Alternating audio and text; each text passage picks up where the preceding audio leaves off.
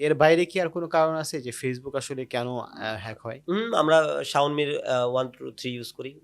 Phone password Xiaomi 1 2 3 এরকম সবথেকে বেশি যদি কেউ মানে সবথেকে বেশি হ্যাক হয় হইতেছে কমন পাসওয়ার্ডের জন্য। ও কমন পাসওয়ার্ড অনেক কমন পাসওয়ার্ড ইউজ আমরা করি। কমন পাসওয়ার্ড এখন এটার চাহিদা আস্তে, আস্তে কমে গেছে। মানে ধরেন কমন পাসওয়ার্ডে ব্রুট ফোর্সিং অ্যাটাক গুলো এখন আর হয় না আগের মতো। বাট আগে হইতো। But common password, guessing password, guess attack এই ধরনের অ্যাটাকের মাধ্যমে কমন বেশি। পাসওয়ার্ডগুলো কেমন থাকে? ফর এক্সাম্পল দেখেন, আমি আসলে কি ভালোবাসি, রাইট? হ্যাঁ, আমি যেমন আমার নাম ভালোবাসি। হ্যাঁ। আমি আমার পাসওয়ার্ডে আমি নাম ইউজ করি। সো আমি নাম ইউজ করলাম Xiaomi@123। সো একজন অ্যাটাকার আইসা কিন্তু এই জিনিসগুলা ট্রাই করে। যে কমন যে পসিবল পাসওয়ার্ডগুলা সেগুলা ইউজ করে। এগুলা আমরা তারপরে মাই নেম ইজ শাওন। হ্যাঁ, my name is Shaon. So ধরেন বা এই ধরনের যেগুলা এই যে বা আমার প্রেমিকার নাম দিয়ে রাখছি। সো এই ধরনের পাসওয়ার্ডগুলা বেশি মানে হ্যাক হওয়ার পসিবিলিটি থাকে। কারণ হইতেছে যে অ্যাটাকার এসে এই নরমালি প্রথম অবস্থায় এইগুলাই ট্রাই করে।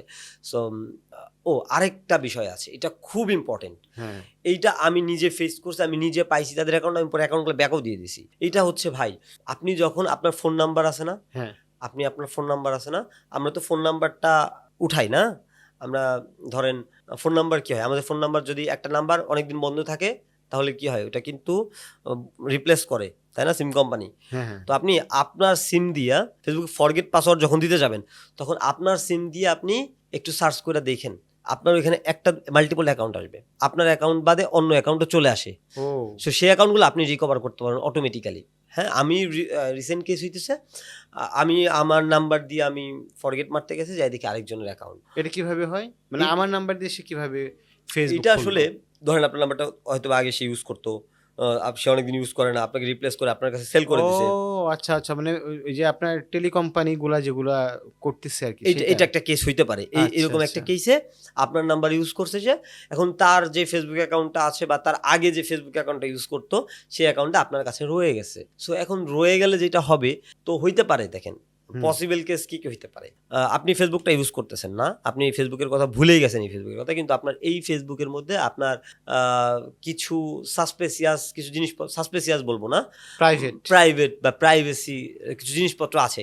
সেগুলা ও নিয়ে চাইলে আপনাকে ব্ল্যাকমেইল করতে পারে বা সেটা পাবলিকও করে দিতে পারে। হুম, হুম, হুম। সো এইটা বা আপনার দিয়ে টাকাও চাইতে পারে আপনার হুম। অ্যাকাউন্ট দিয়ে।